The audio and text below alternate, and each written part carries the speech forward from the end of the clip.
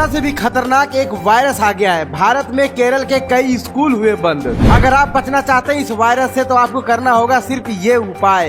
इस वायरस की चपेट में आ चुके हैं कई लोग। आप कैसे बच सकते हैं, जानिए पूरी खबर। एक वायरस बड़ी तेजी से फैल रहा है जिसको कोरोना से भी ज्यादा खतरनाक बताया जा रहा है। इस वायरस से लड़ने के लिए सरकार क्या कर रही है ये पता नहीं, लेकिन ये वायरस आपके ऊपर प्रभाव डालने के लिए तैयार है और इस वायरस का नाम है निपाह वायरस। दरअसल केरल के एक जिले में एक शख्स के अंदर निपाह वायरस के संक्रमण मिले और उस शख्स के आसपास जो भी था उन लोगों की भी जांच की जा रही है और यह वायरस 2-3 लोगों के अंदर पाया गया।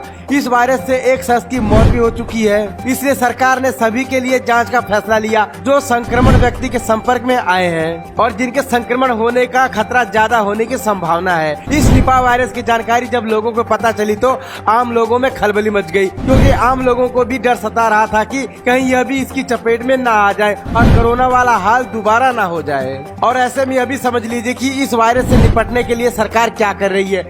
फिलहाल जैसे ही ये वायरस की सक्रियता बढ़ने लगी, इसको देखकर सरकार ने अपनी तैयारी तेजी से शुरू कर दी। और ऐसा इसलिए क्योंकि अगर यह वायरस इंसानों पर हावी हो गया तो इससे छुटकारा पाने के लिए बहुत ज्यादा मेहनत करनी पड़ेगी और परेशानी भी झेलनी पड़ सकती है। और यही वजह है कि भारत सरकार ऑस्ट्रेलिया से इस वायरस के निपटने के लिए ऑस्ट्रेलिया से मोनोक्लोनल एंटीबायोटिक की 20 खुराक खरीदने जा रही है और भारत में इस वायरस से लड़ने के लिए वैक्सीन बनाने की तैयारी भी हो रही है ताकि इस वायरस से पूरी तरह से छुटकारा पाया जा सके, क्योंकि यह वायरस अभी शुरुआती दौर पर है। अगर इसको अभी रोक दिया जाएगा तो काफी हद तक हम हर चीजों पर काबू पा सकते हैं। और इस वायरस का असर ज्यादातर केरल में देखने को मिल रहा है। केरल के कई जिलों में इस वायरस का बहुत ज्यादा लोगों पर असर हुआ है और ऐसे में अगर वैक्सीन बन जाती है तो लोगों पे काबू पाना सरकार और डॉक्टर के लिए भी बहुत बड़ी कामयाबी होगी। ऐसे में बस यही जान लीजिए कि निपाह वायरस अगर लोगों पर हावी हो गया तो कोरोना के मुकाबले यह वायरस कहीं ज्यादा खतरनाक साबित हो सकता है। इसको लेकर जानकार लोग यह बोल रहे हैं कि निपाह वायरस में मृत्यु दर 40 से 70% हो सकती है, जबकि कोरोना में मृत्यु दर 2 से 3% ही थी।